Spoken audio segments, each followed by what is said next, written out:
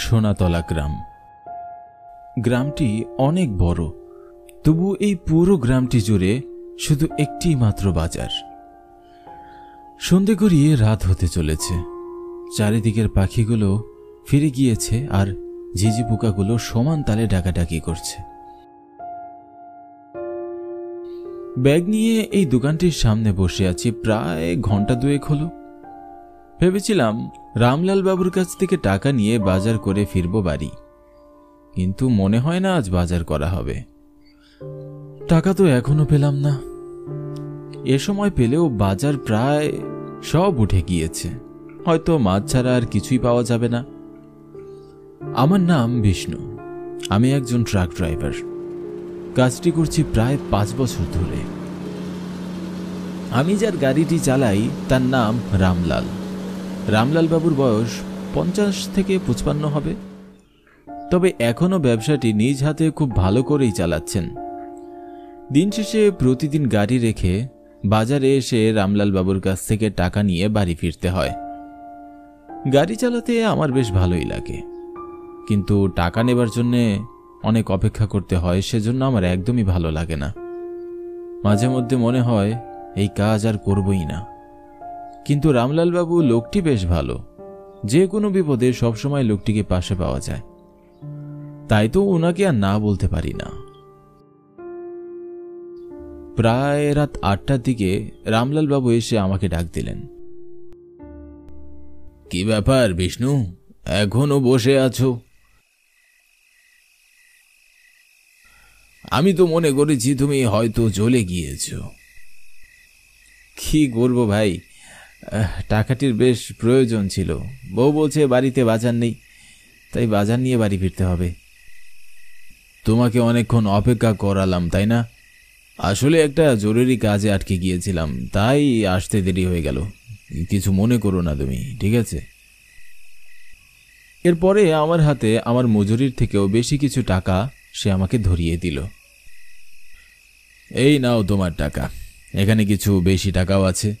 বাড়ি ফেরার পথে তোমার বউয়ের জন্য কিছু গিফট কিনে নিয়ে যেও, ঠিক আছে? তাহলে বাজার না পেলেও তোমাকে আর বকাবকি করবে না। এরপরে আমি হাসি মুখে টাকাটি নিয়ে বাড়ির পথে হাঁটা ধরলাম।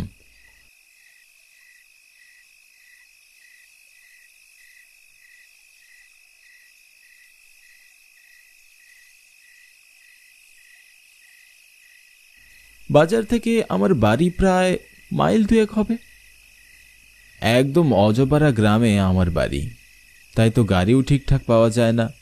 বেশিরভাগ সময় পায়ে হেঁটেই বাড়ি ফিরতে হয়, তাই তো প্রতিদিন বাড়ি ফিরতে বেশ রাত হয়ে যায়।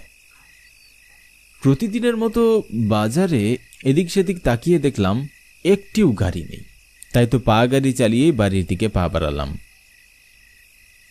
আজ চারিদিকের এমন অন্ধকার পরিবেশ দেখে মনে হচ্ছে আমাবস্যা।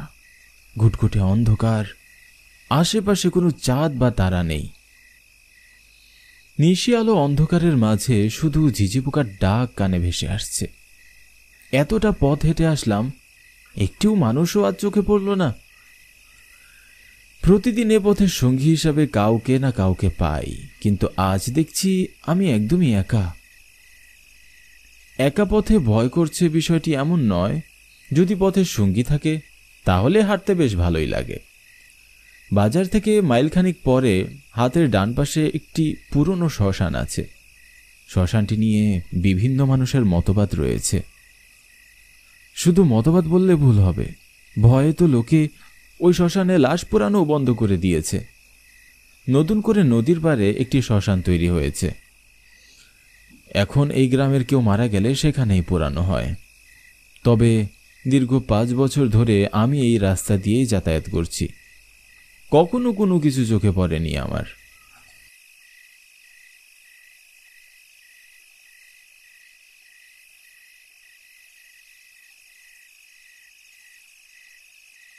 শ্মশানের কথা ভাবতে ভাবতে আমি প্রায় শ্মশানের কাছে চলে এসেছি। এমনিতে আমি ভীষণ সাহসী, প্রতিদিনই এ পথে যাই, তবে আজ শ্মশানের দিকে তাকাতেই ভেতরটা কেমন যেন ছ্যাত করে উঠল। শ্মশানের দিকে তাকিয়ে আবার না তাকানোর ভান করে সামনে হাঁটতে লাগলাম। শ্মশানটি প্রায় পার করেই ফেলেছি, এমন সময় আমার মনে হলো শ্মশানের পাশে কিছু একটা আছে। তাকাবো না মনে করেও চোখ যেন সেদিকেই চলে যেতে চাইছে। শ্মশানের দিকে তাকাতেই আমার বুকের ভেতরটা ধক করে উঠল। দেখলাম শ্মশানের একপাশে সাদা কাপড়ে মোড়ানো একটি লাশ পড়ে আছে। দেখে মনে হচ্ছে পোড়ানোর জন্য এখানে এনেছে। বিষয়টি বেশ অদ্ভুত। এত রাতে কেউ লাশ পোড়াতে আসা একদম অস্বাভাবিক বিষয়। তারপরও আবার আশেপাশে তাকালাম, কিন্তু আশেপাশে তো কাউকেই দেখছি না। আর তাছাড়া কেই বা লাশটি রেখেছে? তারা কি জানে না এই শ্মশানে লাশ পোড়ানো নিষেধ? মনে মনে বললাম, যাগ্গে আমার কি, ভেবে আমি মুখ ফিরিয়ে সামনে তাকাতেই হঠাৎ দেখি লাশটি আমার সামনে দাঁড়িয়ে। আমি চমকে উঠলাম। তারপরেই দেখি সামনে আর কিছু নেই। আমি শ্মশানের দিকে তাকিয়ে দেখি লাশটি সেখানেই পড়ে আছে। এমন সময় আমি অনুভব করলাম আমার কাঁধের কাছে একটা ঠান্ডা শ্বাস, যেন কেউ আমার খুব কাছে দাঁড়িয়ে আছে।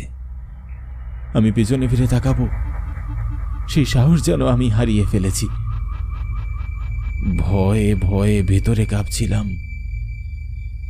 আস্তে আস্তে পিছনে মুখ ফিরিয়ে দেখি আমার সামনে একটি ভয়ঙ্কর মুখ দাঁড়িয়ে, যার মাথা, নাক, মুখ, কান সবকিছু দিয়ে রক্ত ঝরছিল। লোকটিকে দেখে ভয়ে আমার নিঃশ্বাস বন্ধ হয়ে আসছিল। আমি যে চিৎকার করব এরকম কোনো শক্তি আমার শরীরে নেই। লোকটি রক্ত মাখা মুখে হাসতে লাগলো।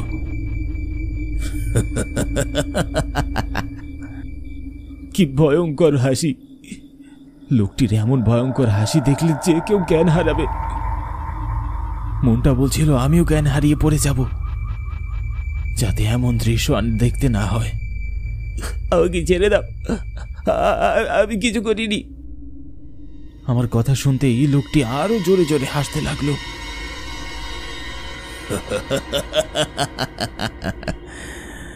খুব ভয় করছে তাই না? তোর গাটা যখন মটকাবো তারপরে আর কোনো ভয় থাকবে না। আমি ভয়ে চিৎকার করতে লাগলাম, কে আছো?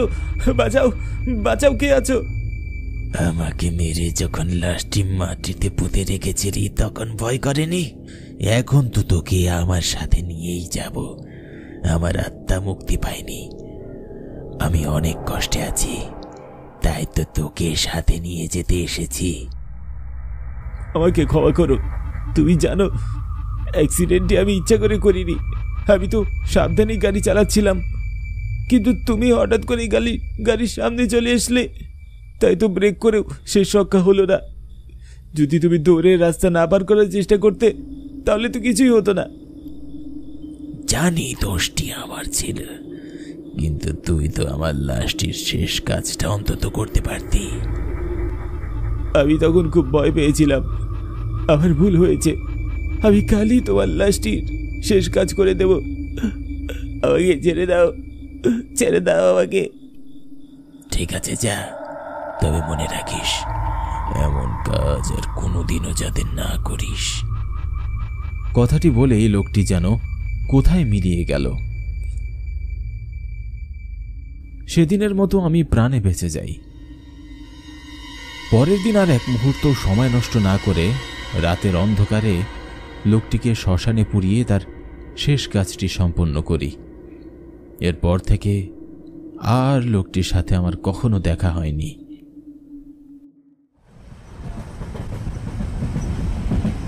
ট্রেনের জার্নিটা বেশ মজার, তার মধ্যে সেটি যদি হয় আবার দূরের জার্নি তাহলে তো আর কথাই নেই। স্টেশন এমন একটি জায়গা যেখানে ধনী গরিব সবাইকে একসাথে দেখতে পাওয়া যায়। কারণটা আমার জানা মতে ট্রেনে জার্নি করতে সবাই সেফ ফিল করে। আমি ইন্দ্র, আমার পাশে যে ছেলেটি বসে আছে তার নাম আদিত্য, সংক্ষেপে আমরা সবাই তাকে আদি বলেই ডাকি। আমি আর আদি আমরা দুজন যাচ্ছি বীরভবনীপুর অভ্রদের বাড়ি বিয়ের নেমন্তন্ন খেতে। আমি, আদি আর অভ্র আমরা তিনজন খুব ভালো বন্ধু। যাকে বলে জিগরি দোস্ত। কাল অব্রর ছোট বোন চিত্রার বিয়ে। অব্র অনেক জোর করছিল, তাই আর না করতে পারিনি।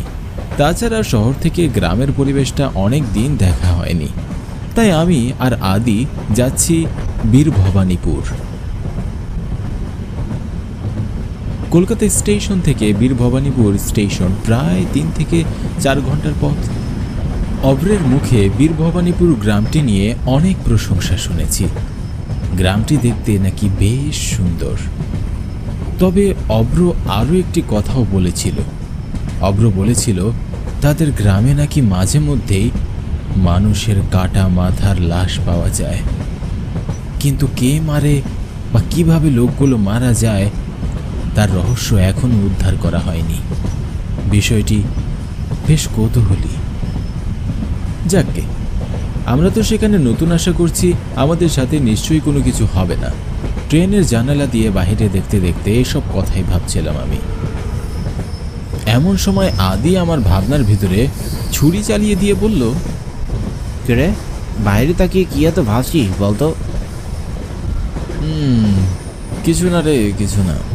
আচ্ছা আদি, তুই অব্রের বাড়িটা চিনতে পারবি তো? কারণ আমি চাইছি না বেচারার বোনের বিয়ে এত কাজ রেখে আমাদের স্টেশনে নিতে চলে আসুক। আরে হ্যাঁ রে হ্যাঁ, আমি ঠিকানাটা ভালো করে জেনে নিয়েছি। আর তাছাড়া বিয়ে বাড়ি বলে কথা, গ্রামে যে কাউকে জিজ্ঞেস করলেই বলে দিতে পারবে। তা অবশ্য তুই ঠিকই বলেছিস। আমি এর আগে কোনোদিন কোনো গ্রামে ঘুরতে যাইনি। অব্রর বাড়ি গিয়ে সবার আগে খুব করে গ্রামটি ঘুরে দেখব। বিয়েতে আমরা আর কি করব বলতো? আমি তো যাচ্ছি ভ্রমণের উদ্দেশ্যে, আদির গ্রামটি দেখতে। আমিও তো তোর সাথে একই মত।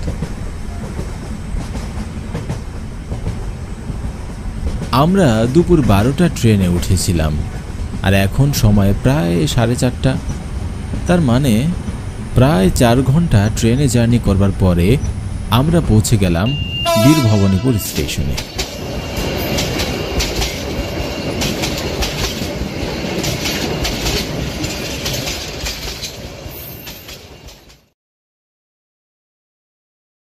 ট্রেনটি আমাদের নামিয়ে দিয়ে আবার ঝিকঝিক শব্দ করে চলতে শুরু করলো। পুরোটা স্টেশন জুড়ে আমরা দুজন ছাড়া আর কেউই নেই। এমনকি ট্রেন থেকে কাউকে স্টেশনেও নামতে দেখলাম না। আশেপাশে তাকিয়ে দেখলাম কোনো বাড়ি ঘরও চোখে পড়ল না। কিরেন্দ্র, এই গ্রামে কেউ থাকে না নাকি? আশেপাশে গাড়ি তো দূরের কথা, কোনো মানুষজন তো দেখতে পাচ্ছি না।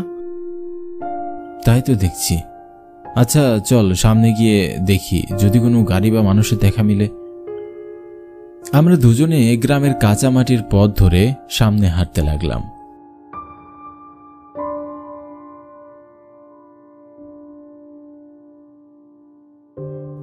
কিছুটা পথ হেঁটে যাওয়ার পরে হঠাৎ চোখে পড়ল একটি গরুর গাড়ি। সারা জীবন বইয়ে পড়েছি গরুর গাড়ির কথা, এই প্রথম সামনাসামনি নিজের চোখে দেখলাম। আমি আদিকে বললাম, আদি গরুর গাড়ি, চল লোকটিকে বলি আমাদের যদি কোনো সাহায্য করে। হ্যাঁ হ্যাঁ চল। তাছাড়া গরুর গাড়িতে প্রথম জার্নি হবে আমাদের, বেশ মজা হবে।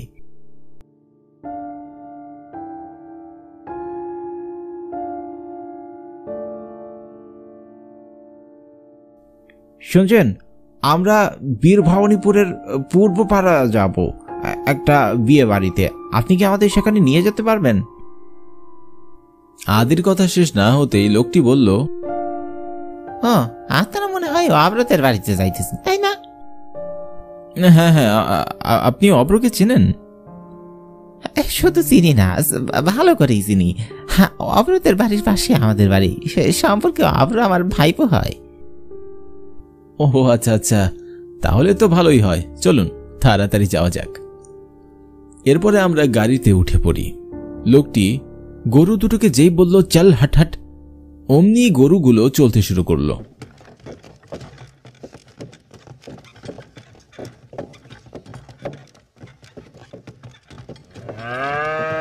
প্রথমবার গরুর গাড়িতে যেতে বেশ মজা লাগছিল আমাদের।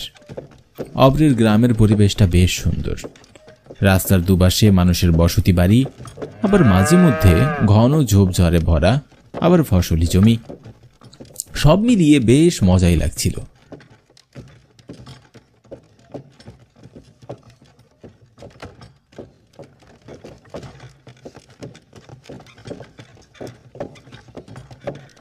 গরুর গাড়িটি আমাদের একটি বিয়ের বাড়ির সামনে নামিয়ে দিল। আমাদের দেখে বাড়ির ভেতর থেকে অভ্র বেরিয়ে এলো আর আমাদের তার সাথে বাড়ির ভেতরে নিয়ে গেল।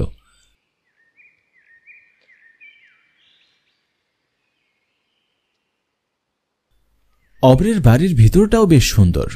গ্রামের বাড়ি হলেও বাড়িটা বেশ সাজানো গোছানো। বিয়ে বাড়িতে এখনও তেমন কোনো মানুষজন আসেনি ঠিকই, হয়তো রাতে আসতে পারে। অভ্র আমাদের জন্য আলাদা একটি ঘরের ব্যবস্থা করে দিল, যাতে আমাদের এখানে থাকতে কোনো অসুবিধা না হয়। ছেলেটা বেশ সম্মান ও আপ্যায়ন করছে, হয়তো ওদের বাড়িতে প্রথমবার এসেছি বলে। বন্ধু, তোরা এখানে বিশ্রাম কর, তো কোনো সমস্যা হলে আমাকে ডাকবি, আমি বাইরে আছি। বুঝতেই তো পারছিস বাবা নেই, তাই সব দায়িত্ব আমার কাঁধের উপর। তোরা কিছু মনে করিস না, কাল বিয়েটা হলে আমি তোদের গ্রামটি বেশ ভালো করে ঘুরিয়ে দেখাবো। আরে তুই একদম চাপ নিস না ভাই, আমরা দুজন তোর অবস্থা বুঝতে পারছি। আর শোন, আমরা একটু পরে বাইরে যাব, বাড়ির ভিতরে হালকা একটু বোরিং লাগছে। তুই আমাদের নিয়ে চিন্তা করিস না, আমরা ঠিকঠাকই থাকবো। আচ্ছা, তাহলে সাবধানে যাস। আর হ্যাঁ, ভুলেও রাত করবি না, তাড়াতাড়ি বাড়ি ফিরে আসবি। আশেপাশের পরিবেশটা খুব একটা ভালো নয়। কথাটি বলেই অভ্র ঘর থেকে বেরিয়ে গেল। এর বেশ কিছুক্ষণ পরে আমরাও খানিকটা বিশ্রাম সেরে বেরিয়ে পড়লাম গ্রাম দেখতে।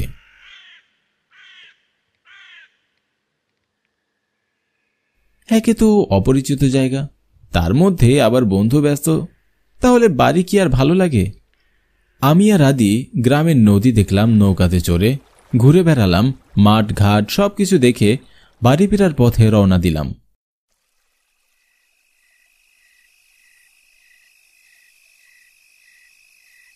পথেই দেখি একটি চায়ের দোকান। মনে মনে ভাবলাম এক কাপ চা খেয়ে তারপর বাড়ি যাই। তাই আদিকে বললাম, আদি চল এক কাপ চা খেয়ে তারপর বাড়ি যাই। আদিও আমার কথায় সম্মতি জানালো।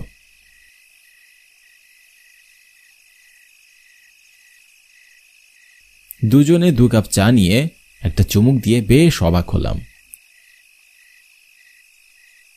এটা তো চা নয়, অমৃত।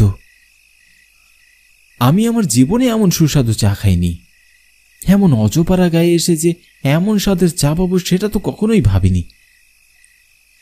দোকানের চেহারা দেখে কেউ বলতেই পারবে না তার হাতের চা এত ভালো। যাই হোক, হাতের চাটা শেষ করে ঘড়িতে তাকিয়ে দেখি রাত 8টা বাজে। হঠাৎ করে আকাশটা যেন কালো মেঘে ছেয়ে গেল। দেখে আন্দাজ করাই যাচ্ছে খানিক বাদে ধুম বৃষ্টি নামবে। আমি তখন আদিকে বললাম, আদি তাড়াতাড়ি উঠ, যেতে হবে, যে কোনো সময় বৃষ্টি নামতে পারে, আর অনেকটা রাতও হয়ে গিয়েছে, অভ্র আবার চিন্তা করতে পারে। আদিও আমার কথায় সম্মতি জানালো। দুজন চায়ের বিল মিটিয়ে হাঁটতে লাগলাম। আসার পথে জঙ্গল দেখতে যতটা ভালো লাগছিল, রাতের আধারে সেই জঙ্গলগুলো হয়ে উঠেছে ততটাই ভয়ঙ্কর। রাস্তার পাশের ঝিঝি পোকাগুলো অনবরত ডেকেই চলেছে, আর মাঝে মধ্যে ঝোপঝাড় থেকে ভেসে আসছে শিয়ালের ডাক। কেন জানি ভিতরে বেশ ভয় করছে। কে জানে রাতে কোনো জন্তু জানোয়ার বের হয় কিনা। এরই জন্য মনে হয় অভ্র বলছিল রাতে বাড়ির বাহিরে না থাকতে। এমন সময় হঠাৎ ঝমঝম করে বৃষ্টি নামল। বৃষ্টির মধ্যে কোথায় দাঁড়াবো ভাবতেই সামনে তাকিয়ে দেখি একটি ক্লাব ঘর। আমি আর আদি ক্লাব ঘরের দিকে দৌড় দিলাম। ক্লাব ঘরের ভিতরে ঢুকতেই হঠাৎ ক্লাব ঘরের দরজাটি আপনা আপনি বন্ধ হয়ে গেল। বিষয়টিতে আমি বেশ অবাক হলাম। কোথাও কোনো বাতাসের ছিটে ফোঁটা নেই, তাহলে দরজা বন্ধ হলো কি করে? আমি দরজাটি খোলার জন্য টানাটানি করতে লাগলাম, কিন্তু কোনো লাভ হলো না। আমাকে টানাটানি করতে দেখে আদি দরজাতে খানিক লাথি মারল, কিন্তু তাতেও কোনো লাভ হলো না। বাহিরে তখনও বৃষ্টি পড়ছে। দুজনে ক্লাব ঘরে পড়ে থাকা একটি বেঞ্চের উপরে বসে অপেক্ষা করতে লাগলাম। বৃষ্টি থামার পরে যদি কোনো মানুষ এ পথে যায় তাহলে তার কাছে সাহায্য চাইব। এরই মধ্যে প্রায় ঘন্টাখানেক সময় পার হয়ে গিয়েছে, কিন্তু তারপরেও বৃষ্টি যেন থামার নামই নিচ্ছে না। এমন বিপদে মনে হয় কখনো পড়িনি। এখন অপরিচিত জায়গায় কেই বা আমাদের সাহায্য করবে? হঠাৎ আমার মনে হলো ঘরের কোনায় কিছু একটা আছে। পুরো ঘরটা বেশ অন্ধকার, তাই ভালো করে দেখতে পাচ্ছিলাম না।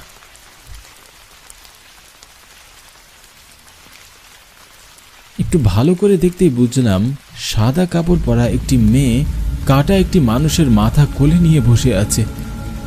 বিষয়টি নিশ্চিত হবার জন্য আমি যখন আদিকে বললাম, আদি দেখ ওই কোনাটায় ওই মেয়েটা কে?